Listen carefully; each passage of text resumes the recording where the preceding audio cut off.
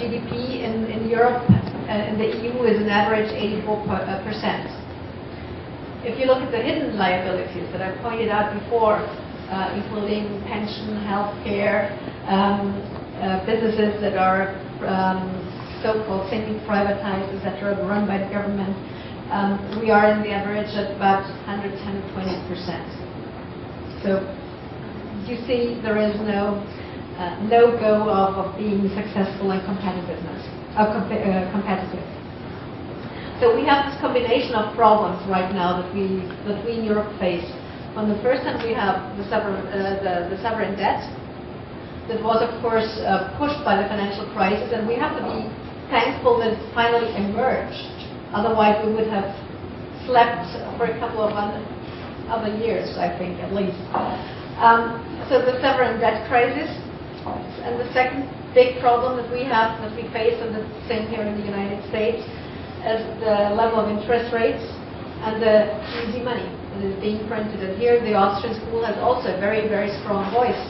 And many Austrian representatives have made it clear that things like a gold standard or competing currencies are better for societies and for countries.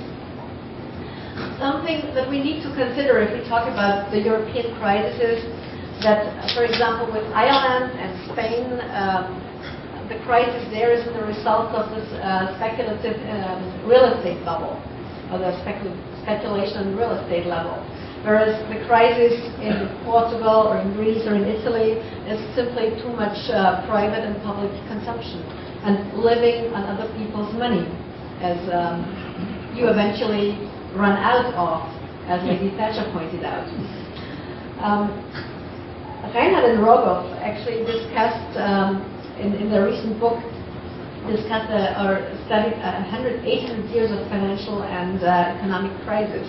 And they pointed out that if you reach a level of 90% debt to GDP, a ratio of 90% to GDP, growth will be reduced by 1%. So if we look at our growth rates now, some countries don't even have 1% growth per year. Where is the future? What is the future? So there are actually two solutions. We really believe in what the Austrians said and go ahead, take the hard cure and go the hard way, because it really hurts. If you do structural reforms, if banks go bust, if we cut spending, if we kind of reduce the so-called rights that we have all been used to get or deserve for a long time, cut spending, and of course we will have a high unemployment rate, but eventually, and GDP will be reduced, but eventually we allow the markets to work again. And it takes a while, but it will recover. And countries have shown that it works. And the other thing that we are currently doing is the muddling through process. Japan has been doing it for 30 years now, and Europe will do it, I think, until we hit the wall for quite some time. So the issue is, what will happen in Europe? Will they go the Austrian way, or will they stick the easy path in order to be re-elected again? And unfortunately, we will go this muddling through way, at least until we really hit the wall, until the problems are so deep that nothing will work, and until businesses will have left the country, and until the economy is completely down. So what will eventually emerge after we have had this big Brussels and will fall apart?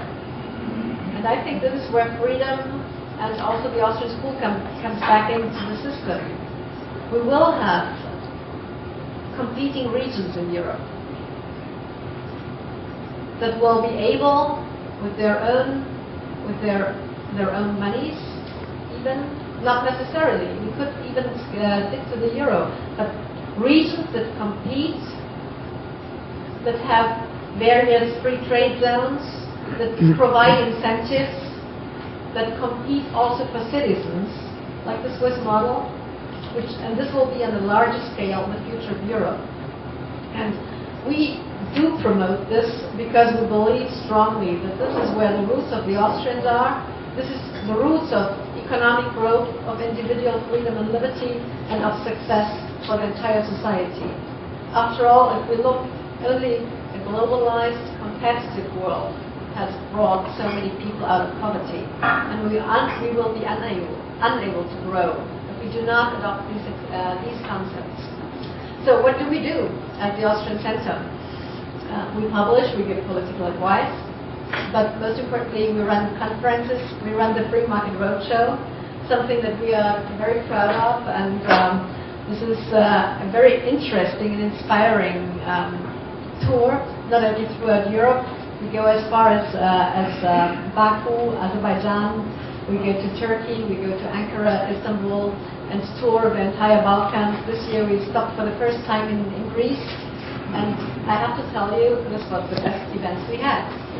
We had from 4:30 in the afternoon until late after 10, a huge group, more than 500-600 students at the University of Thessaloniki, sitting with us throughout the entire 3 sessions, because we always divide this Free Market Roadshow in 3 sessions.